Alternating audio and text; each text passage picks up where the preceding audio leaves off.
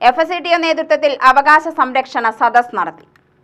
ബദൽ നയങ്ങളെ ശക്തിപ്പെടുത്തുക, സിവിൽ സർവീസിനെ സംരക്ഷിക്കുക, ജനവിരുദ്ധ നയങ്ങൾക്കെതിരെ പോരാടുക എന്നീ മുദ്രാവാക്യങ്ങൾ ഉയർത്തിയാണ് FSCTO നേതൃത്വത്തിൽ അവകാശ സംരക്ഷണ സദസ്സ് നടത്തിയത്. മാർച്ച് മാസം 18-ാം തീയതി മുതൽ 21-ാം തീയതി വരെ പ്രദേശങ്ങളിൽ നടത്തുന്ന അവകാശ സംരക്ഷണത്തിന്റെ ഭാഗമായി നെന്മാറയിലും സദസ്സ് നടത്തി.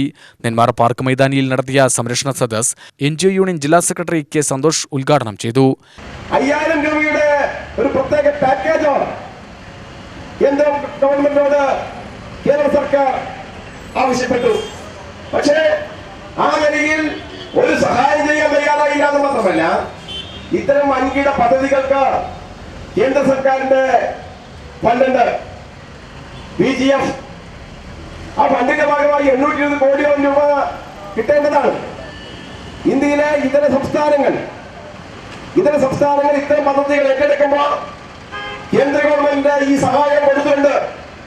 പക്ഷേ വിഴിഞ്ഞം പദ്ധതിയുടെ ഭാഗമായി കേരളം ഈ സഹായം ആവശ്യപ്പെട്ടപ്പോ നൽകാൻ തയ്യാറായില്ല എന്ന് മാത്രമല്ല, ഇത് ഈ പറയുന്ന കേന്ദ്ര ഗവൺമെന്റ് ഈ പറയുന്ന സഹായം നൽകുകയാണെങ്കിൽ വിഴിഞ്ഞം പദ്ധതി ലാഭകരമാകുന്ന ഘട്ടത്തിൽ അതിന്റെ ലാഭത്തിന്റെ വിഹിതം കൂടെ വേണം എന്ന സമീപനമാണ് കേന്ദ്ര ഗവൺമെന്റ് സ്വീകരിച്ചത്.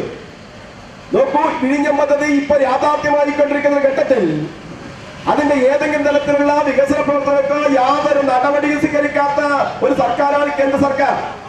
KGOA ഭാരവാഹി മണികണ്ഠൻ അധ്യക്ഷനായി. NGO യൂണിയൻ ഏരിയ സെക്രട്ടറി ജഗേഷ്, KSTA ജില്ലാ എക്സിക്യൂട്ടീവ് അംഗം Udayan, NGO union area treasurer Ramesh എന്നിവർ പ്രസംഗിച്ചു. UTV news, Palakkad.